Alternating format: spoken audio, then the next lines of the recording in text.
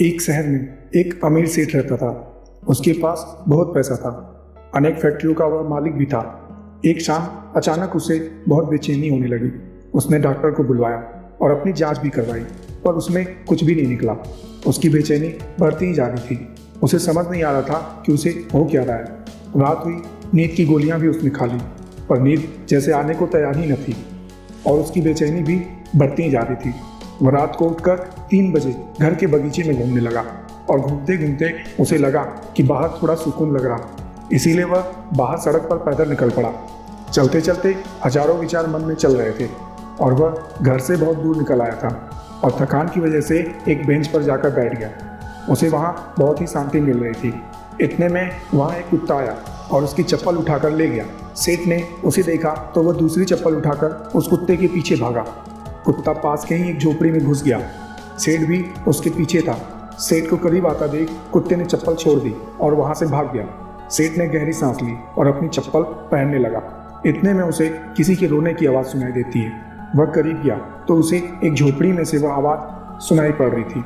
उसने झोपड़ी के फटे हुए बोरे में झाँक कर देखा तो वहाँ एक औरत फटे मैली सी चादर पहने दीवार से सट कर रो रही थी और बोल रही थी, हे भगवान, मेरी मदद करिए। सेठ के मन में आया कि यहाँ से तुरंत चला जाऊँ, कहीं लोग मुझे ही गलत न समझ लें। सेठ थोड़ा आगे बढ़ा, लेकिन उसके दिल में फिर ख्याल आया कि आखिर वह औरत रो क्यों रही थी। उसको आखिरकार तकलीफ क्या थी। उसने अपने दिल की बात सुनी और झोपड़ी में जाकर दरवाज़ा खटखटाने लगा। उस औरत ने दरवाज़ा खोला और सेठ को देखकर घबरा गई। सेठ ने हाथ जोड़कर कहा, घबराओ मत बहन, मुझे तो सिर्फ यह जानना था कि तुम रो क्यों रही हो।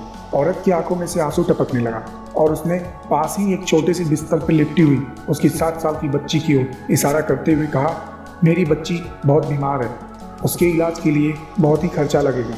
मैं तो घरों में झाड़ू पोछा लगाती हूँ, किसी तरह अपना पेट पाल लेती हूँ, मैं इतना खर्च कैसे उठा पाऊंगी। सेठ ने कहा, तो किसी से मांग लो।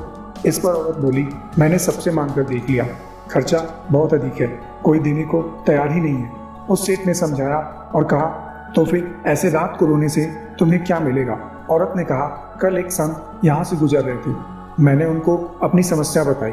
उन्होंने मुझसे कहा, बेटा तुम सुबह 4 बजे उठकर अपने ईश्वर से मदद मांगना, बोरी बिछाकर बैठ जाना और रोकर और गिड़गिड़ाकर उनसे मदद की पुकार करना। वह सबकी सुनते हैं, तुम्हारी भी जरूर सुनेंगे। मेरे पास इसके अलावा कोई और चारा नहीं था, इसीलिए मैं ईश्वर से भीख मांग रही थी। यह सब सुनने के बाद सेठ का दिल पिघल गया। उसने तुरंत एम्बुलेंस को फ़ोन लगाया और 7 साल की छोटी बच्ची को हॉस्पिटल में एडमिट करवाया। डॉक्टर ने 1.5 लाख का खर्च बताया। सेठ ने बच्ची का पूरा खर्चा उठाया और उसका इलाज भी करवाया और उस औरत को अपने यहाँ पर नौकरी देकर उसे रहने के लिए एक जगह भी दे दिया और उस बच्ची की पढ़ाई की जिम्मेदारी अपने ऊपर ले ली। वह सेठ दयालु था, पर वह नास्तिक भी था। उसके मन में सैकड़ों सवाल चल रहे थे, क्योंकि उसकी बेचैनी तो उस वक्त ही खत्म हो गई थी जब उसने एम्बुलेंस को बुलवाया था। आखिरकार वह यही सोच रहा था कि कौन सी ऐसी ताकत है जो मुझे यहाँ तक खींच कर ले आई। क्या यही ईश्वर है? और यदि यह ईश्वर है तो सारा संसार आपस में धर्म जात पात के लिए क्यों लड़ाई कर रहा? आखिरकार मैंने उस औरत से उसकी जात तो नहीं पूछी, न ही ईश्वर ने उसकी जात देखकर मुझे वहाँ पर भेजा। ईश्वर ने तो बस उसका दर्द देखा और मुझसे इतना घुमा फिरा कर आखिरकार वहाँ पहुँचने को मजबूर कर दिया।